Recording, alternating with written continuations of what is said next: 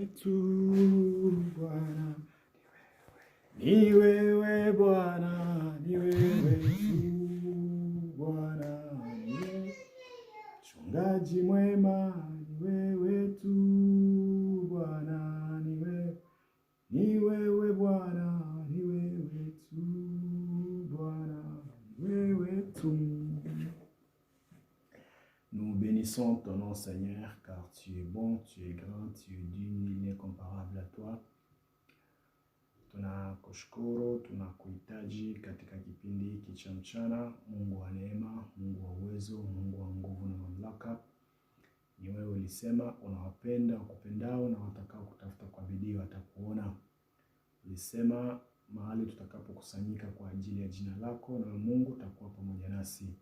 Tunakuhitaji Roho Mtakatifu, ukatuongoze mwanzo hadi mwisho, ukatupatie hekima na maarifa, ujuzi na busara, hasa roho utambuzi, kusoma na kuelewa neno lako, kwa kuwa wewe ni Mungu. Tunahitaji Bwana neno lako likazae matunda, maana ni wewe Mungu mwanzilishi wa neno.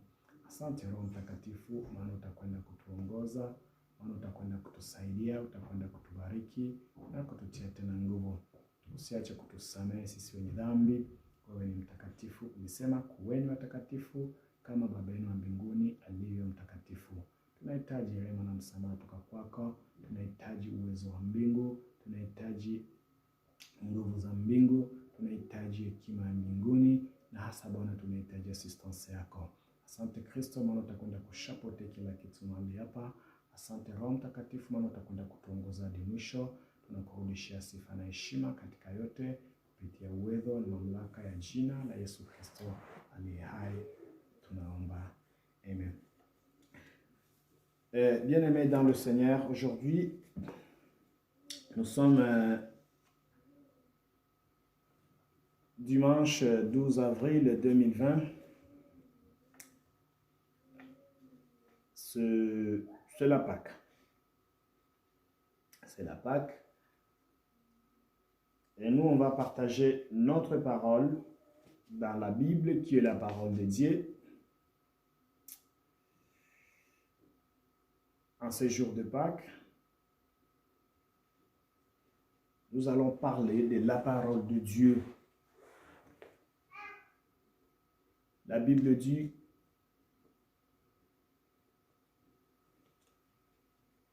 que cette parole de la loi ne s'écarte point de toi.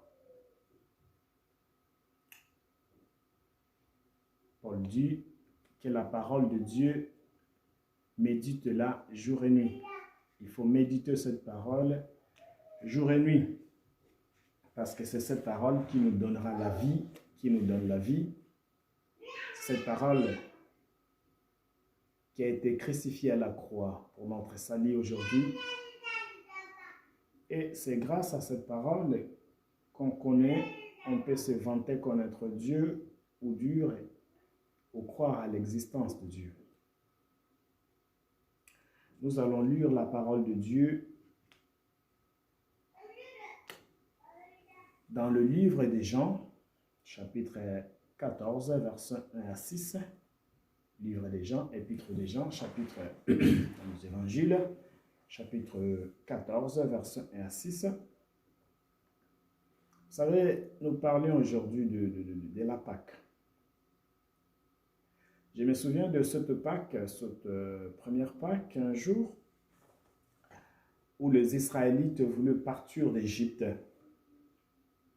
Quand ils voulaient partir, ils vivaient à Goshen. Cette ville de Goshen qui était peuplée par les enfants d'Israël. Mais dans cette même ville aussi, il me semble qu'il y a des Israélites, des Égyptiens qui y vivaient aussi. Or, c'était leur dernière nuit dans cette ville. C'était le jour de partir, le jour de départ. Quand j'ai commencé à réfléchir et j'essayais de trouver des similitudes avec cette parole de la Bible qui dit Un jour, un maître du champ, un travailleur du champ est venu dire à son maître, regarde Seigneur, nous avons planté que du bleu. Mais nous voici le matin, il y a aussi de la paille. Qu'est-ce qu'on doit faire? Qu'est-ce qu'on doit faire? Parce que nous avons planté, nous avons semé que du blé. Et maintenant, il y a de la paille. Est-ce que veut-il qu'on aille arracher de la paille pour laisser que du blé dans le champ? Et le Seigneur qui va dire, non, non, non, non, non. Laissez tous les décroître ensemble. Et au jour de la récolte, je séparerai. Je mettrai la paille à gauche, de la paille à ma gauche et du blé à ma droite. Où on va terminer. Cette ville de Goshen où vivaient les Israélites, y vivaient aussi les Égyptiens. Maintenant, cette nuit de la Pâque où l'ange de l'Éternel devrait passer la nuit,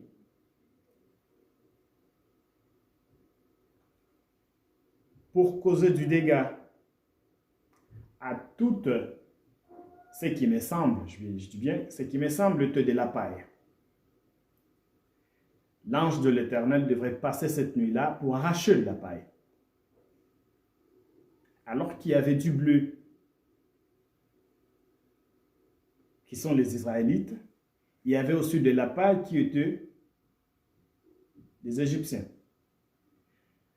Mais l'Éternel qui va dire à Moïse, vous prendrez du sang. Parce que chaque maison, chaque famille égorgera une chèvre, un mouton, en guise de quoi il faudra prendre du sang et mettre sur le linteau de la maison. Ce sang servira de signe, des sceaux, des tampons de cachet ou des protections quand l'ange passera. Sur chaque linteau où il trouvera du sang, cet ange n'entrera pas pour tuer. C'est-à-dire, ce sera le signe ce sera le symbole qui symbolise que ça, c'est du bleu, ce n'est pas de la paille.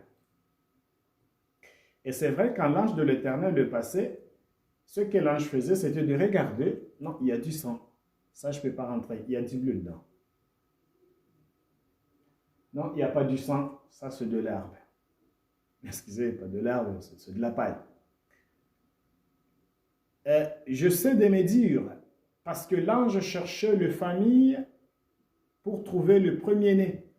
Si seulement il pouvait y avoir un premier-né caché dans une maison habitat des Israélites, ces premiers-nés devraient être épargnés si on grandit un peu dans la foi. Alléluia. Et ce jour-là, cette nuit-là, ce n'était pas une nuit de comédie, c'était une nuit de grandes douleurs. On savait comment ça avait fini.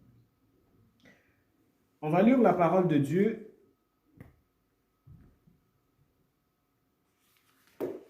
dans Jean, chapitre 14. Livre des Jean, Jean qui était disciple de Jésus.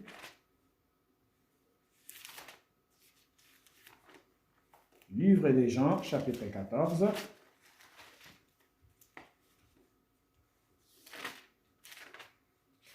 Chapitre 14 du livre de Jean.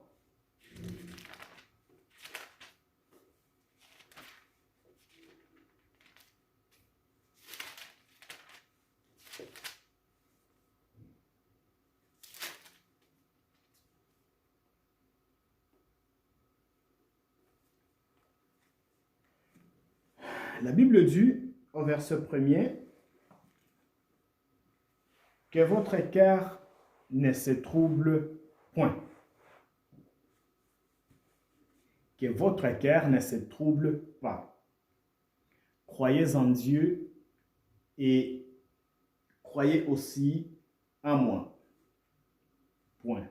Cette phrase se limite là. Que votre cœur ne se trouble point, que votre cœur ne se trouble pas. Croyez en Dieu, mais aussi croyez en moi. Croyez en Dieu et croyez en moi aussi. Mais pourquoi on doit croire en toi?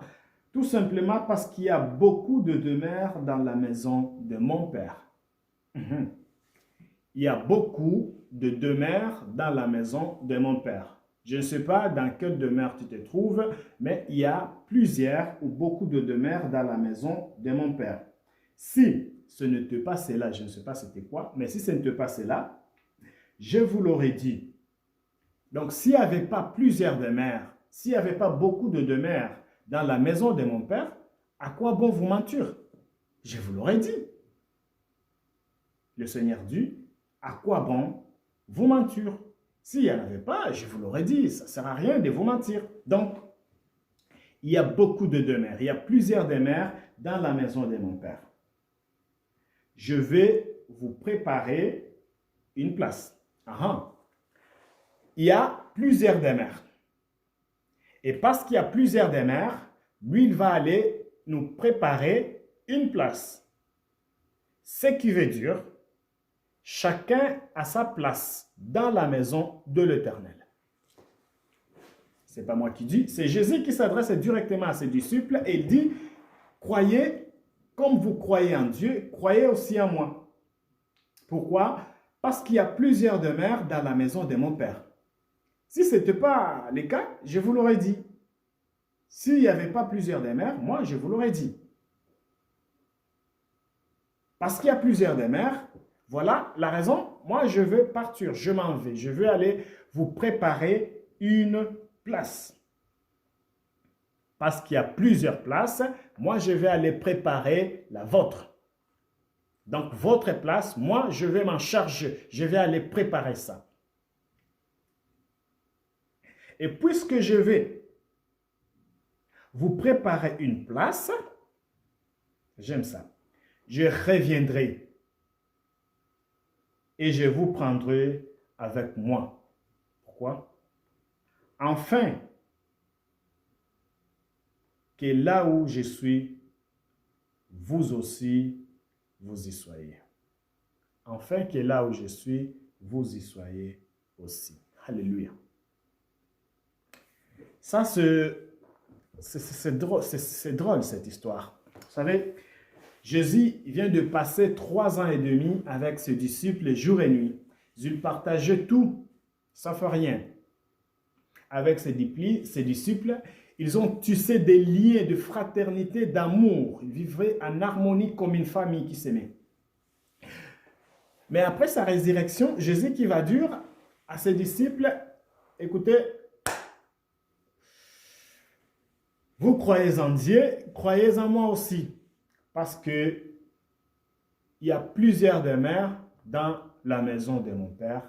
Et parce qu'il y a plusieurs demeures dans la maison de mon Père, je vais aller vous préparer une place pour faire quoi? Pour que là où je serai, vous y soyez aussi. Alléluia. Il est ressuscité, le Seigneur il est ressuscité, il est monté au ciel. Il est monté au ciel. Et là, il dit à ses disciples, je vais vous laisser. Imaginons un peu la scène.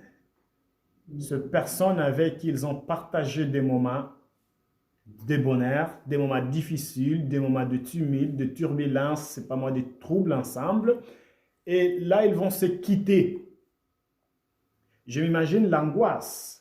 Je m'imagine la scène dans quel état se trouvaient ses disciples.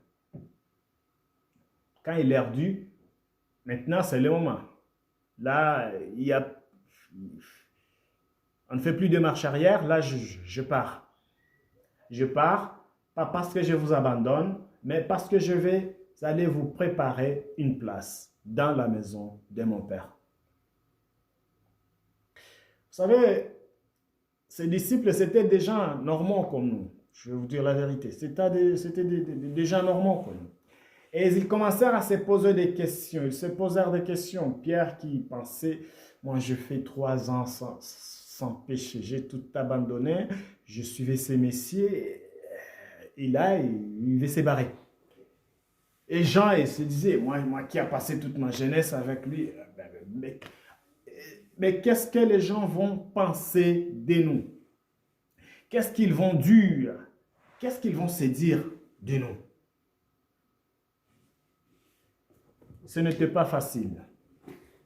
Parce que Christ leur apportait une certaine protection, une certaine assurance. Ils avaient une certaine assurance, une certaine protection à ses côtés. Et il y avait quelque sorte de troubles de discussion. Pierre qui demande à Jean, Jean qui demande à Timothée, à Barthélemy, et Matthieu qui demande, je ne sais pas moi à qui, est-ce que vous savez où il va aller au juste? Pendant 3 ans et demi, il leur parlait du royaume de Dieu, du royaume de cieux, et ces jours-là, il commence à, mais c'est pas normal, Pierre. Pose-lui la question. Pierre qui dit à Jean, écoutez, je ne sais pas, mais pose-lui la question. Vous savez, ce n'est pas parce qu'il n'était pas sûr d'où voulait aller Jésus, mais parce que tout simplement, c'était une période d'angoisse, un moment d'angoisse, je ne sais pas moi, des difficultés pour eux. Et Jésus continue au verset 4, il dit, vous savez où je vais.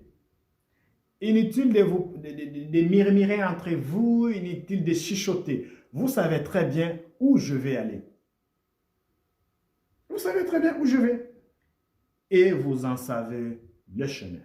Pas seulement vous savez où je vais aller, pas seulement vous savez où je vais, mais vous en savez aussi les chemins. C'est-à-dire, vous connaissez non seulement, vous savez où seulement je vais, mais vous connaissez aussi le chemin. Vous savez aussi comment s'y rendre. Si vous voulez me rejoindre, vous connaissez très bien, vous savez comment faire pour donc, les chemins, voilà. Mais ça, c'était un peu, ça dépassait certains de ses disciples. Thomas qui lui dit, Seigneur, nous ne savons... Oh, quelle culpabilité. Thomas qui dit au Seigneur, Seigneur, nous ne savons pas. Nous ne savons pas. Alléluia.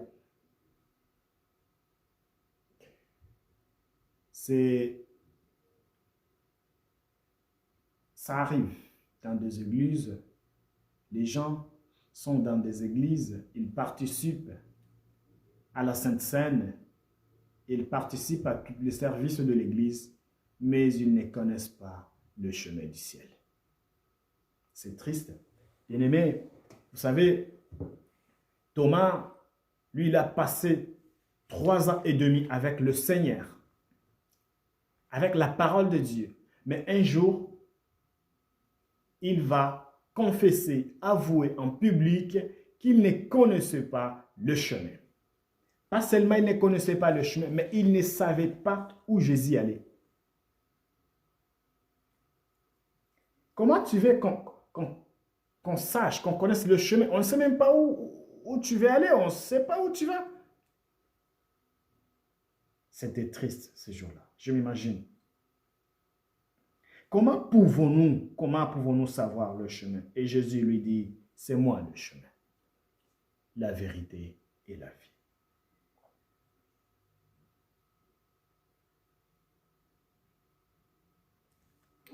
Alléluia.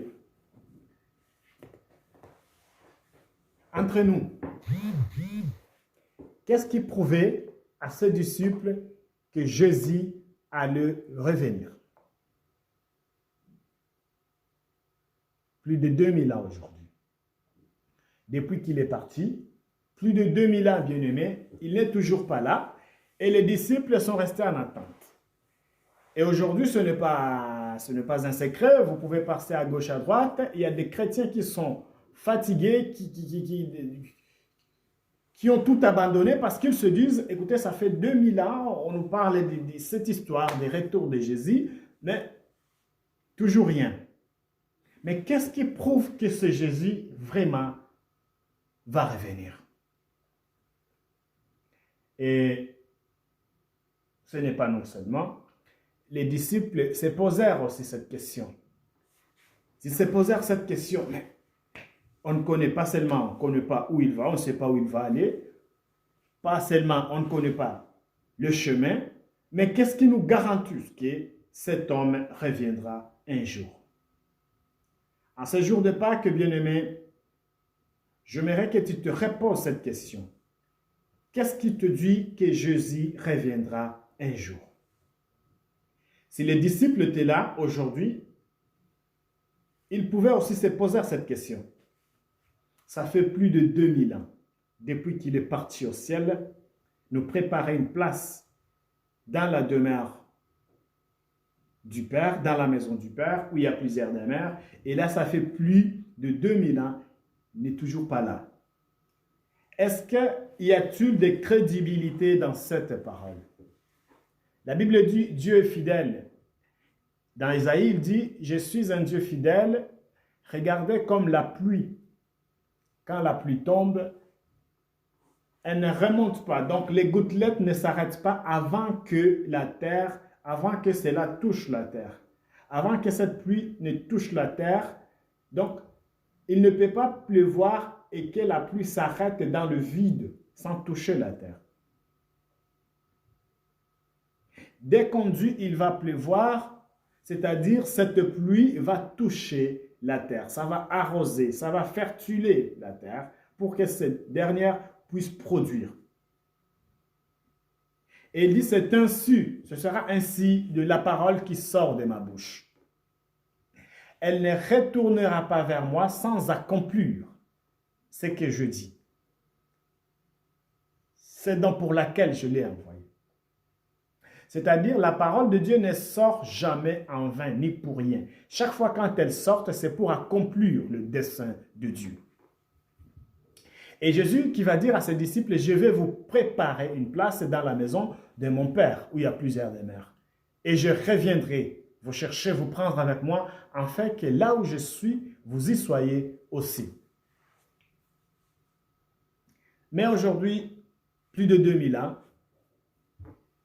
tous les signes qu'il avait donnés, sont déjà accomplis. Tout est là. Mais lui n'est pas là. Mais qu'est-ce qui prouve aujourd'hui qu'il reviendra?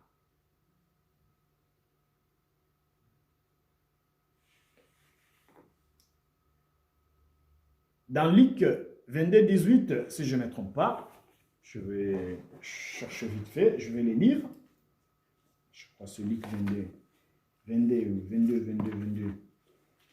22 ou 22, 18.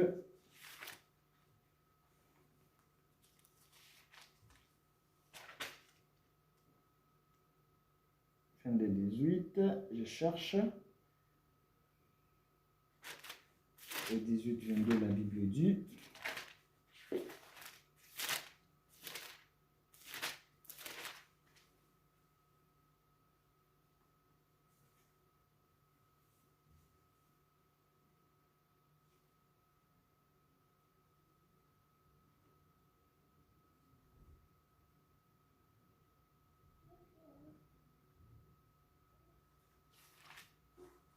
Vous savez, la parole de Dieu, la Bible dit, avant de partir, il souffla sur ses disciples et dit, recevez le Saint-Esprit.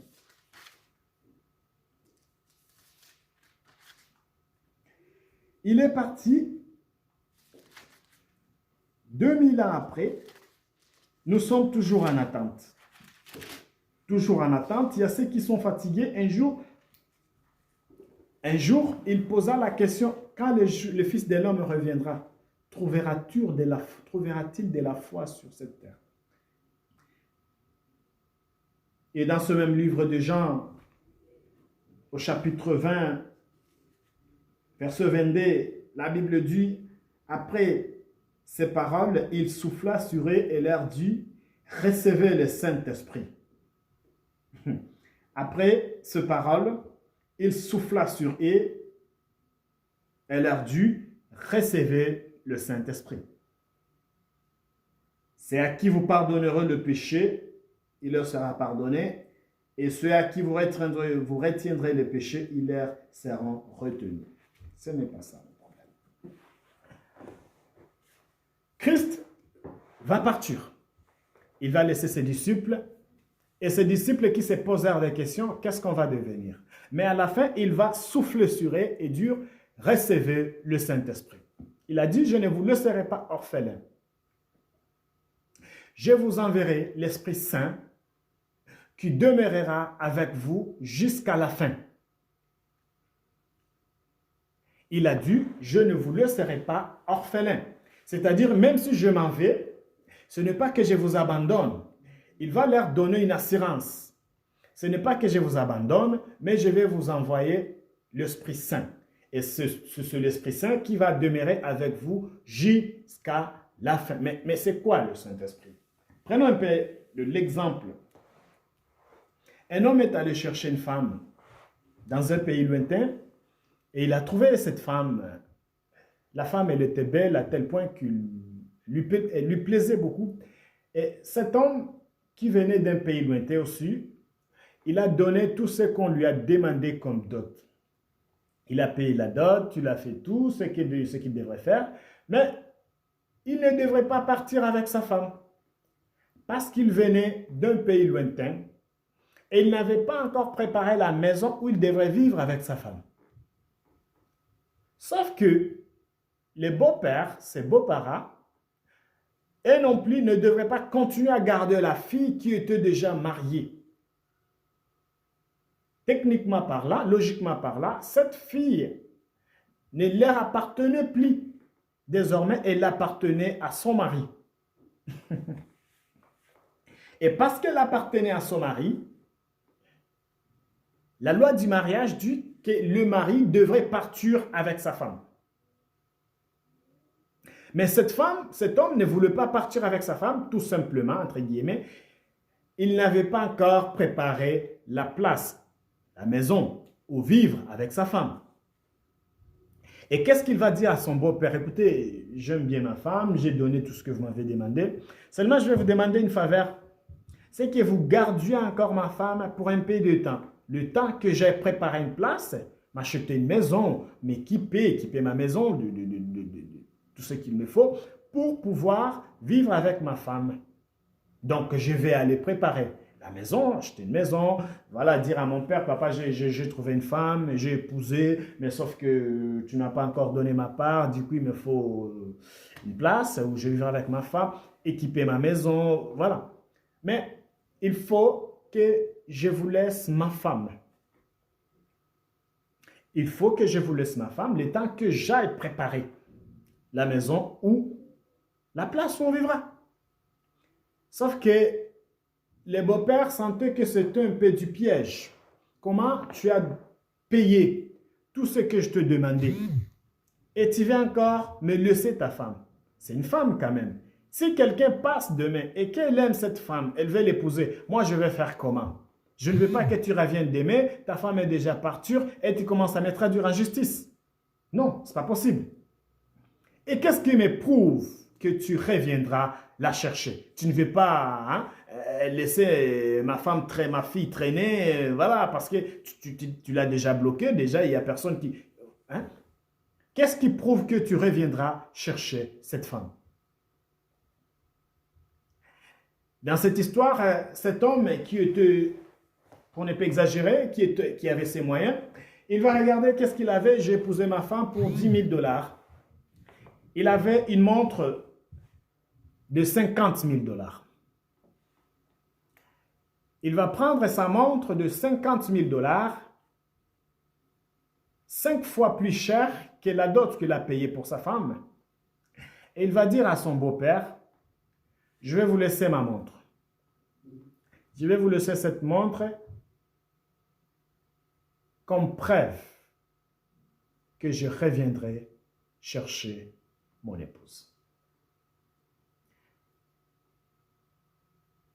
Quand il a hypothéqué cette montre, quand il a donné cette montre, la montre avait une valeur supérieure à l'argent qu'il a épousé sa femme. Lorsqu'on paye quelque chose de plus cher, on hypothèque quelque chose de plus cher pour quelque chose de moins valeureux, ça crédibilise la thèse. Ça donne un peu de la valeur à ce qu'on veut de faire. Et quand cet homme a donné cette montre de valeur, c'était pour dire à son beau-père, quand même, je ne peux pas laisser ma femme, que j'ai épousée, que j'ai donné tout ce que vous m'avez demandé, et vous laissez encore une montre en or de 50 000 $. Donc ça, c'est pour vous rassurer que je reviendrai chercher ma femme. Alléluia. Et l'homme, il a donné cette montre, il est parti. Chaque fois, quand le papa regardait sa femme, sa fille, et il regardait la montre, il se disait en lui, son mari reviendra un jour. Chaque fois, quand il y avait des hommes qui essaient de courir derrière sa fille, quand il le regardait par la fenêtre, il regardait la montre, il disait à sa femme, à sa fille, regarde, il y a quelqu'un qui a déjà laissé une montre de 50 000 $ pour toi. Cela veut dire il reviendra te chercher. Alléluia. Chaque fois quand tu avais des candidats qui venaient se présenter, papa, vous savez, moi avec votre fils, c'est du sérieux, vraiment, vous savez, nous les hommes, parfois c'est comme ça, hein? Parfois on abuse, même si c'est pas du sérieux, on veut toujours dire c'est du sérieux. C'est du sérieux en tout cas, et je tiens à elle, elle aussi, vraiment je l'aime. Combien vous allez l'épouser? Papa, je suis prêt à donner tout ce que vous me donnez, vous me demandez, et 10 000 $, papa, je suis prêt. Sauf qu'il y a quelqu'un qui a payé les 10 000 $ et il a laissé une montre en or de 50 000 $. Alléluia. Donc, quand cette histoire tournait chaque jour comme ça, le papa regardait la montre et disait, non, mon beau-fils reviendra un jour. Et la fille qui était là, attendre son mari longtemps, 10 ans, c'est pas moi. Mais chaque fois quand elle regardait la montre, elle disait, non, ce n'est pas encore midi. Mon mari reviendra parce qu'il a payé quelque chose de très cher. Il a laissé quelque chose de très important, de très cher pour gage, comme quoi il reviendra me chercher. Bien-aimé, Jésus revient bientôt. Il viendra nous chercher, nous prendre avec lui. Il n'est pas parti et nous laisser orphelins. Qu'est-ce qu'il dit dans Ephésiens chapitre 1, verset 12? Ephésiens verset 1, chapitre 1, verset 12.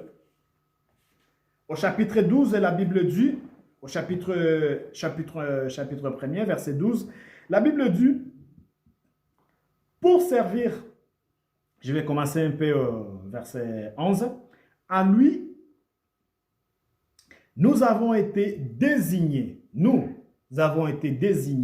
qui croyons en lui, nous avons été désignés comme héritiers, ayant été prédestinés suivant le plan de celui qui met tout en œuvre conformément aux décisions de sa volonté. 12. Pour servir à célébrer sa gloire.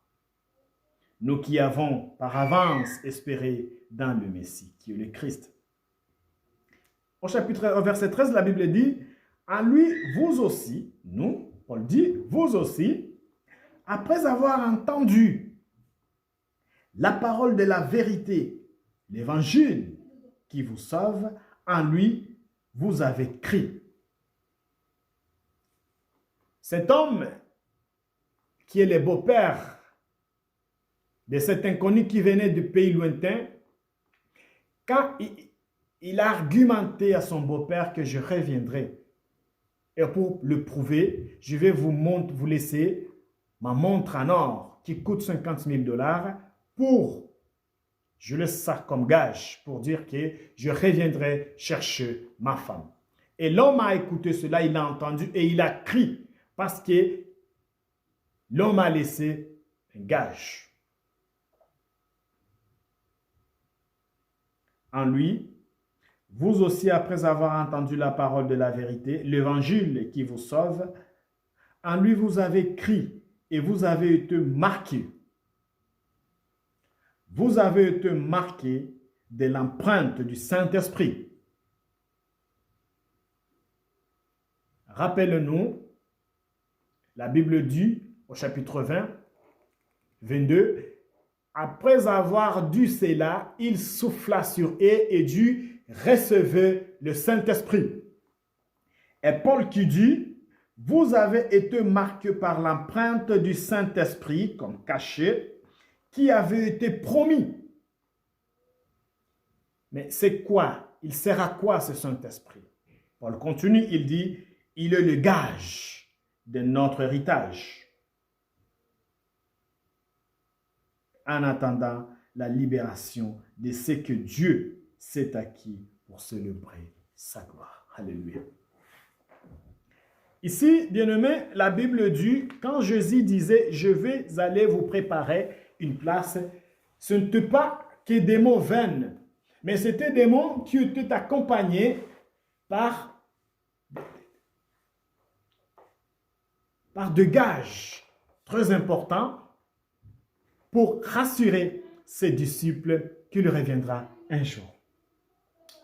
Cet homme, le beau-père de cet homme qui venait d'un pays lointain, après avoir écouté son beau-fils, ce discoureur qui disait à son beau-père comment il aimait sa femme et comment il ne va pas la laisser tomber, il va même aller plus loin en donnant une montre en or de 50 000 € pour prouver sa bonne foi qu'il reviendra chercher sa femme. Christ aussi nous a laissé.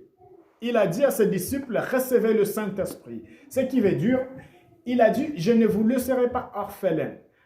Pour vous prouver que je reviendrai un jour vous chercher, vous prendre avec moi, en fait que là où je suis, vous y soyez aussi. La Bible dit, il nous a laissé le Saint-Esprit. Et c'est Saint-Esprit qui nous a cachés. Cet Saint-Esprit nous a marqué de l'empreinte. Nous avons été marqués de l'empreinte du Saint-Esprit. Le Saint-Esprit, à ceux qui croient à la Trinité, vous savez, quand on parle le Dieu, Père, le Dieu, Fils, le Dieu, Saint-Esprit. Et lui, quand il est monté, il a dit au Saint-Esprit, tu vas descendre, tu vas rester avec l'Église jusqu'à ce que je revienne. Jusqu'à ce que je redescende, aller chercher l'Église. Et le Saint-Esprit bien-aimé reste depuis ce jour-là, depuis la première Pentecôte, le Saint-Esprit est resté en permanence avec nous. Le Saint-Esprit est resté en permanence avec l'Église jusqu'à aujourd'hui. Et sa place au ciel est toujours vide. Parce que Christ a dit, le Saint-Esprit demeurera avec vous jusqu'à ce que je revienne. Donc, tant qu'il ne sera pas venu, le Saint-Esprit ne partira pas de ce monde. Et tant qu'il y aura le Saint-Esprit, cette parole garde sa valeur, sa crédibilité. Parce que Christ a hypothéqué, il a donné un gage, comme quoi il reviendra. Regardez comment il a estimé l'épouse qui est l'Église, en donnant le Saint-Esprit pour qu'il demeure avec nous jusqu'à la fin. Et c'est Saint-Esprit qui est le gage avec nous, qui prouve qu'il reviendra un jour nous chercher. Je me sens m'adresser cet après-midi à tous ceux qui sont fatigués dans la foi, tous ceux qui sont déçus.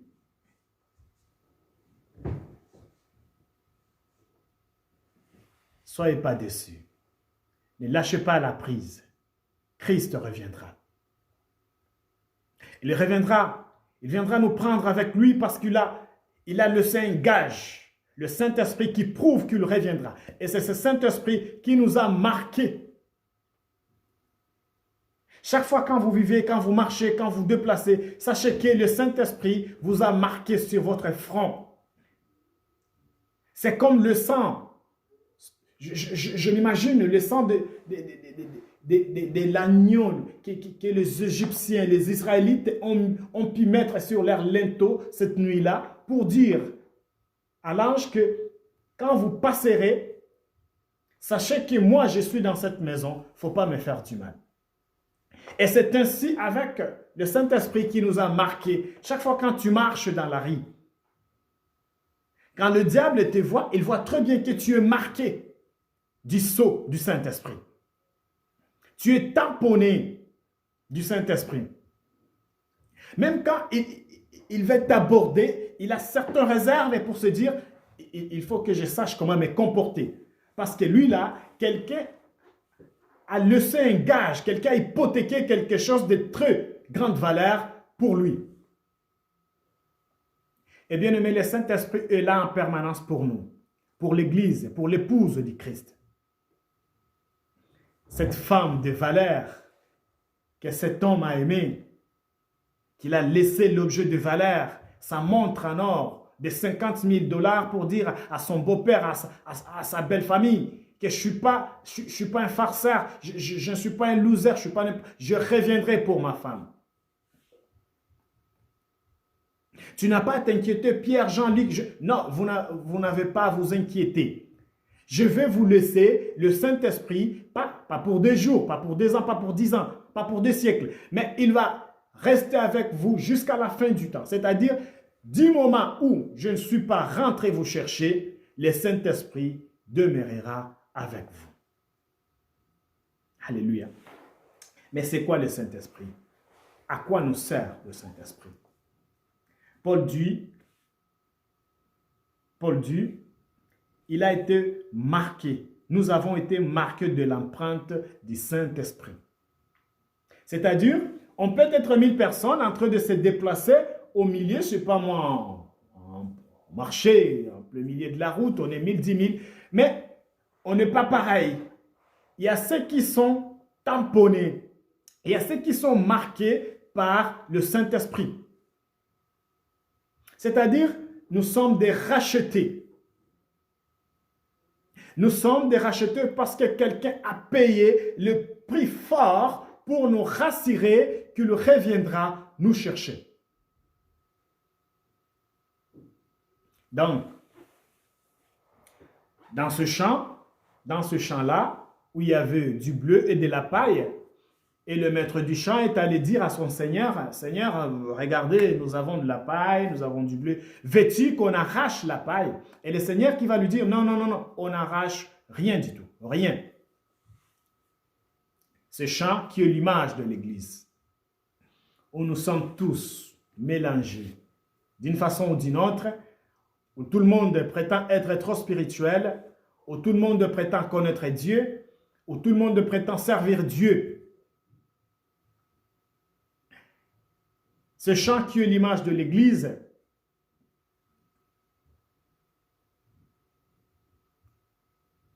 et ceux qui sont tamponnés par le Saint-Esprit sont ceux-là qui sont représentés comme du bleu, comme le bleu. Ceux qui marchent selon la parole de Dieu. Ceux qui craignent l'Éternel. Et la paille qui est là sont ceux qui viennent à l'église pour formalité. Ben, on est dimanche, il n'y a pas de travail. Putain, est-ce que je vais aller faire? Je vais aller où? Bon, je vais aller passer mon temps à l'église. Il vient à l'église, lui aussi, il va rentrer comme toi, il va louer comme toi, il va jouer, il va danser. Eux, ils peuvent même parler en langue. Il peut même parler en langue. Même s'il n'est pas marqué par le sceau du Saint-Esprit. Et après le culte, c'était comme, ah non, non, non, c'était formidable aujourd'hui. Nous avons senti une bénédiction. Nous avons été bénis. Qu'est-ce qu'a dit le pasteur? Ah non, non, non, non, non, non. Cet homme de Dieu, il est très onctionné. Mais qu'est-ce qu'il a dit? On a été bénis aujourd'hui. Cette paille qui participe aussi à l'avancement. La Bible dit, la paille poussait aussi et le blé poussait. La Bible ne dit pas que le blé poussait plus que la paille. Non. Les deux poussaient. Ce n'est pas... C'est normal quand vous vous trouvez, c'est normal et ça peut se faire quand vous vous retrouvez dans une réunion, dans un ensemble avec des gens qui prétendent être trop spirituels, avec des gens qui manifestent, qui ont de l'apparence, des gens très saints, mais au fond d'eux, ce n'est pas ce qu'ils sont.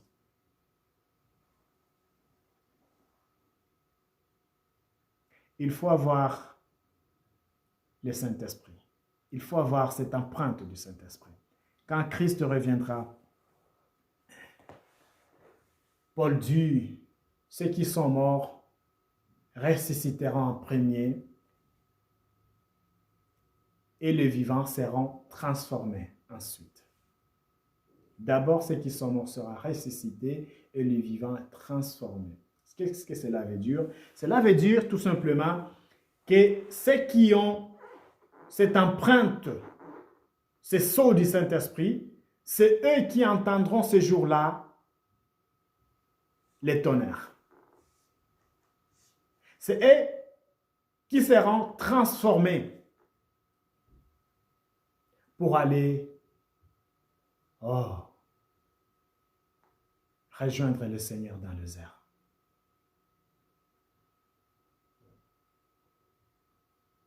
Mais pour écouter, quand ça va sonner, il est là dans le ciel. La Bible dit, tout œil le verra. Tout le monde pourra le voir. Mais sauf que ce n'est pas tout le monde qui entendra le son de la trompette.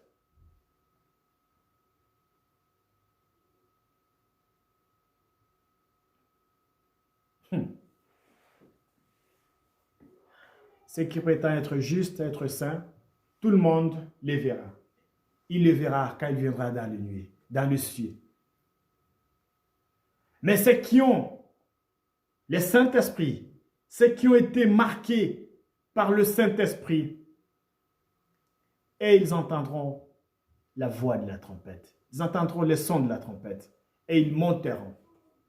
Pourquoi? Parce que le Saint-Esprit, c'est lui qui nous montre le chemin qui va au ciel. C'est pour cela que Jésus a dit, vous connaissez le chemin, vous savez très bien où je vais et vous connaissez, vous savez le chemin. Quand on lit dans Genèse chapitre 23, Genèse chapitre 23, j'aime bien l'histoire de cet homme de Dieu.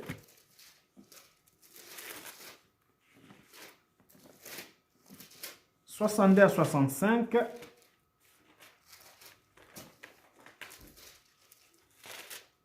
»23, 60...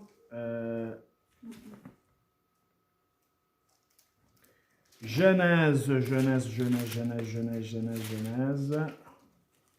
Seconde. Genèse 24, 62. Excusez-moi. Genèse chapitre 24.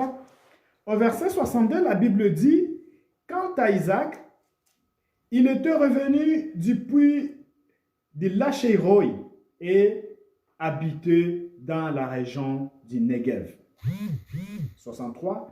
Un soir, il était sorti pour méditer dans le champ. Il leva les yeux, Isaac, qui était dans le champ en train de méditer, c'était le soir, il leva les yeux et regarda. Voici que les chameaux arriver. Rebecca leva les yeux. Rebecca leva au-dessus les yeux, vit Isaac. Quand tu l'as vu, Isaac, cette femme, descendit de son chameau. Elle demanda au serviteur, « Qui est l'homme qui vient dans le champ à notre rencontre? Qui est l'homme dans le champ qui vient à notre rencontre? » Le serviteur répondit, « C'est mon Seigneur. C'est mon Seigneur. » Alors, elle prit son voile et se couvrir la tête. Ce qui veut dire cette femme était encore vierge, la Bible dit. Alléluia. Cette femme de Rebecca qui était encore vierge, quand elle a su que l'homme qui venait devant lui, c'était son Seigneur, était le Seigneur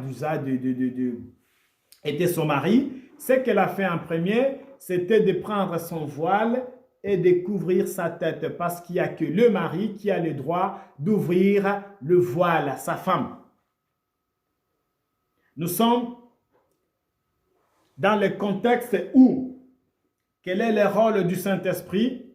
Ici, nous voyons l'épouse qui est Isaac, qui est Rebecca. Nous voyons Éléazar, qui est le Saint-Esprit, l'image du Saint-Esprit. Et nous voyons aussi Isaac, qui est l'image de Christ. Nous avons trois personnages. Nous avons Rebecca, l'épouse d'Isaac, qui est l'image de l'Église actuelle. Mais nous avons aussi Isaac, qui est l'image du Christ. Mais nous avons aussi Éléazar, qui est l'image du Saint-Esprit. Regardez. Quand Éléazar est parti chercher Isaac, chercher Rebecca, Rebecca ne connaissait pas Isaac. Il a fait toute cette démarche, après il est revenu. Quand il est rentré, cette Rebecca qui ne connaissait pas Isaac, va voir Isaac qui vient à la rencontre avec Éléazar. Elle va demander à Éléazar qui est cet homme, et Éléazar qui va lui dire, non, c'est mon Seigneur Isaac. Donc c'est mon patron. Et cette femme qui va automatiquement prendre son voile et se voiler. Regardons les rôles de tout un chacun. On va voir que Isaac qui méditait dans le champ, il va regarder de loin et il va voir des chameaux qui arrivent. Ce que lui il va faire, il va aller à la rencontre de ces chameaux. Mais au même moment, il y a aussi Rebecca qui va regarder dans la même direction et qui voit Isaac qui vient dans leur direction. Mais il ne sait pas qui est cet homme qui vient dans sa direction, qui vient à sa rencontre. Et il va demander, c'est qui ce monsieur? On va lui dire, c'est mon Seigneur. Et elle va couvrir sa tête. C'est-à-dire, s'il n'y avait pas Éléazar, Isaac et Rebecca n'auraient pas su qui était Isaac. Pourquoi? Parce que durant le trajet, parce que le trajet était long, cette femme a enlevé sa voile. La voile, elle l'a enlevée, elle a passé par derrière. Ça faisait trop long. Je ne sais pas moi, ça a mis combien de temps, mais c'était trop long le voyage. Du coup, il fallait qu'elle respire un peu. Mais comme à l'accoutumée, il n'y a que le mari qui a le droit d'ouvrir sa femme. Quand elle a vu le mari, on lui a dit que c'est le Messie qui est ton mari. Elle a remis sa voile. Sauf qu'elle ne connaissait pas Isaac. Heureusement qu'il y avait Éléazar qui va dire à Rebecca, l'homme que tu vois, c'est mon Seigneur et c'est ton mari. C'est ainsi, bien-aimé, avec le Saint-Esprit. C'est le Saint-Esprit qui va nous montrer, qui va nous faire connaître qui est le Christ. Jésus dit, je vais m'en aller, mais je vous enverrai le Saint-Esprit. Lui, il va vous parler de moi. Il dit, le Saint-Esprit va vous parler de moi. Et il va vous parler beaucoup de choses, il va vous révéler beaucoup de choses. C'est-à-dire, le rôle du Saint-Esprit, c'est nous révéler le vrai du Christ, le vrai face du Christ, le véritable. C'est pour cela, Pierre, dans son chapitre 1er, ce chapitre 1er de Jean, verset 5, il dit, nous savons maintenant qui est le Christ, c'est parce que le Saint-Esprit nous a révélé. Il appartient au Saint-Esprit de révéler à l'Église qui est l'époux de l'Église. Et l'époux, c'est Christ parce que l'Église est l'épouse du Christ. Comme il appartenait à Éléazar de révéler à Rebecca qui était Isaac, il appartient au Saint-Esprit de nous révéler, de révéler à l'Église qui est l'épouse, qui est le Christ. Maintenant, si on fait un peu marche arrière, on va vite comprendre que toute personne qui n'a pas de Saint-Esprit en lui, il ne peut pas connaître Christ.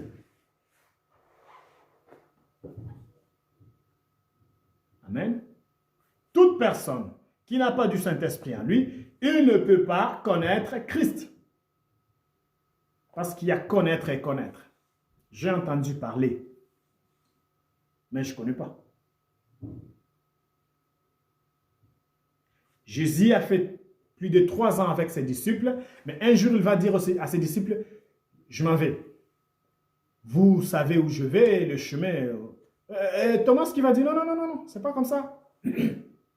On ne sait pas ni où tu veux aller, comment tu veux qu'on connaisse, qu'on sache le chemin. On ne sait pas tout ça.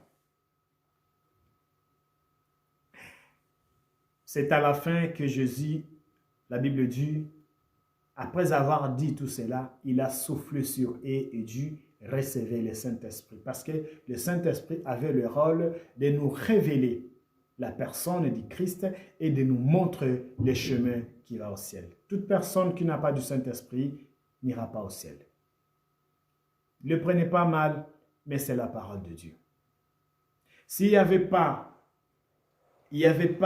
Éléazar, Rebecca n'allait pas couvrir sa tête. S'il n'y avait pas Éléazar, Rebecca allait passer Isaac comme ça. Parce que Isaac allait être un inconnu pour elle. Mais gloire à Dieu parce qu'il y avait Isaac, il y avait Éléazar pour lui dire, c'est mon Seigneur. Et s'il n'y a pas du Saint-Esprit, personne ne peut être révélé du Christ ou du royaume du ciel. Bien-aimés, nous sommes à la fin du temps. Si vous regardez les signes que nous vivons le dernier moment où il n'y a rien qui ne marche. Le mal a pris son pied. Le diable travaille de l'arrache-pied. Il cherche toujours avec beaucoup d'énergie. Qui est-ce qu'il va entraîner avec lui? Mais les chrétiens dorment encore. Ils se disent, se flattent avec des versets. La Bible dit, personne ne connaît les jours ni l'heure. Très bien, c'est ce qu'a dit le Seigneur. Il a dit, personne ne connaît ni l'heure ni les jours. Très bien, vous avez raison. Mais Paul dit, dans Thessaloniciens, 1er Thessaloniciens, chapitre 5, versets 3 et 4. Je préfère lire cette parole de Dieu. 1er Thessaloniciens,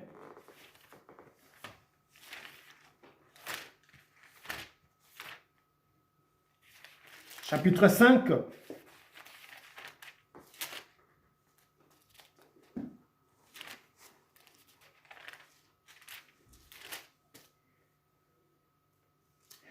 je vais lire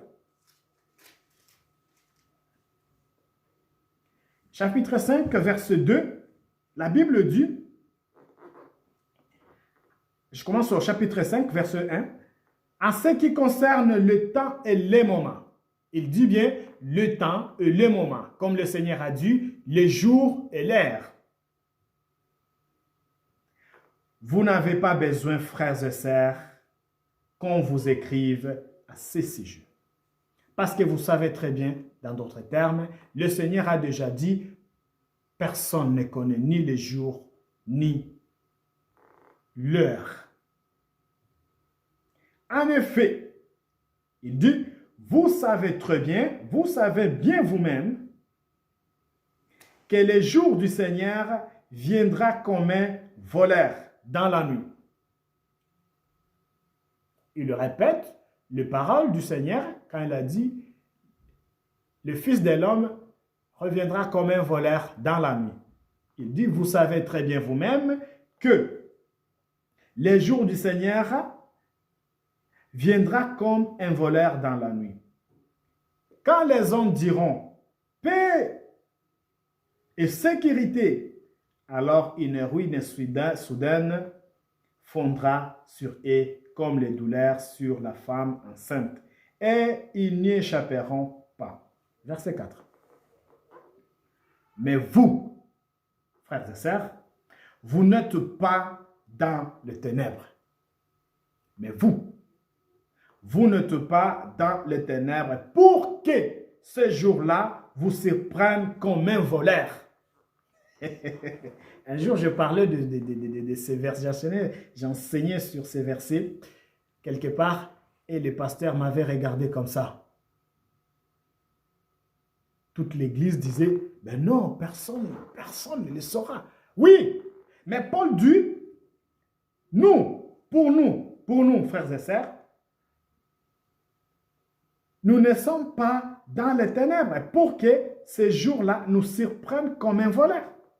Pourquoi? Parce que nous sommes des enfants de la lumière, des enfants du jour. Qu'est-ce que Paul veut dire? Paul veut dire tout simplement qu'il appartient aux chrétiens de veiller, comme Christ a dit, prier sans cesse, de veiller. Veiller, c'est-à-dire rester en mode stand-by en prière. Notre âme, notre esprit ne doit pas dormir. Parce que pour l'esprit, il n'y a pas la nuit et les jours. Nous devons toujours être prêts les jours comme la nuit. Parce que nous sommes prêts les jours comme la nuit. Le Seigneur ne viendra pas comme un voleur pour nous. Parce que nous, on ne dort pas. Il viendra comme un voleur pour celles et ceux qui dorment. Et celles et ceux qui dorment la nuit, Paul dit. Nous sommes les enfants de la journée. De la lumière, du jour. Mais ceux qui dorment, ceux qui vivent dans le ténèbre et qui dorment la nuit, pour eux, les jours du Seigneur les surprendra. Il viendra comme un voleur.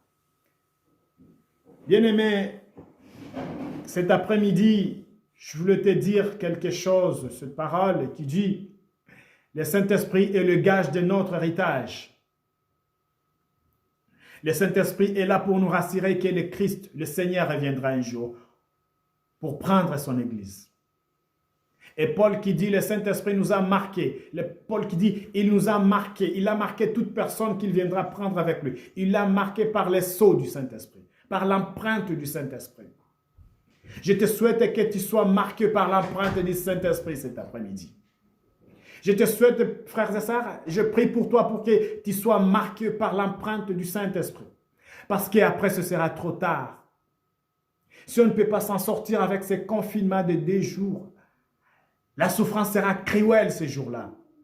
On ne pourra pas ni acheter, ni vendre, ni aller au marché. On ne sera plus libre, à moins qu'on soit tamponné par des marques de la bête.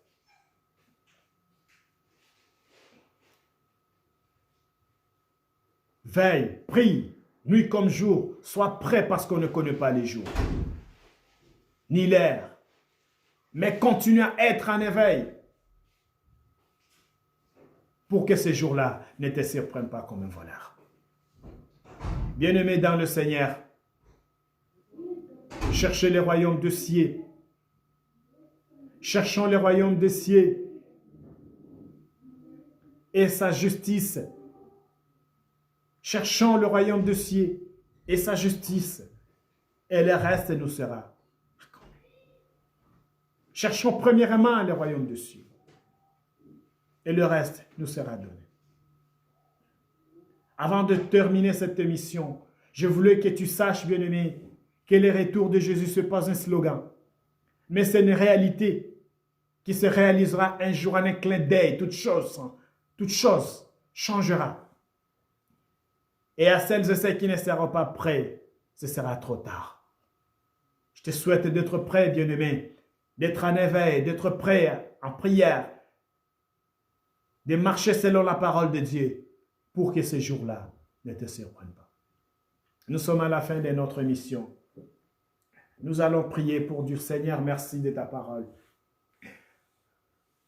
Toi qui es le commencement de toutes choses, accorde-nous cette grâce, Seigneur, de toujours marcher selon ta parole, de toujours être en éveil pour que ces jours-là ne nous surprennent pas, pour que ces jours-là, Seigneur, ne nous surprennent pas comme des voleurs. Fais de nous des enfants de la lumière, fais de nous des enfants du jour, pour que nous puissions veiller jour et nuit, pour que nous puissions toujours espérer en toi, à nous sanctifier et marchons selon ta parole. Mais aussi, Seigneur, à être marqués par cette empreinte du Saint-Esprit, pour qu'un jour nous puissions être amenés à partir avec toi dans le ciel. Dans le nom puissant de Jésus-Christ. Je prie pour mon frère, pour ma sœur, Saint-Esprit, pour que tu puisses toucher tout un chacun, afin de nous ramener dans le bon chemin, de marcher selon ta parole. Cette parole de la foi, parole de l'espérance, de la justice, de la sainteté. Au nom de Jésus, nous avons ainsi prié. Amen. Nous sommes à la fin de notre émission, bien-aimés. On se retrouve dimanche prochain pour une autre émission. Continuez d'être dans la foi et Jésus revient bientôt.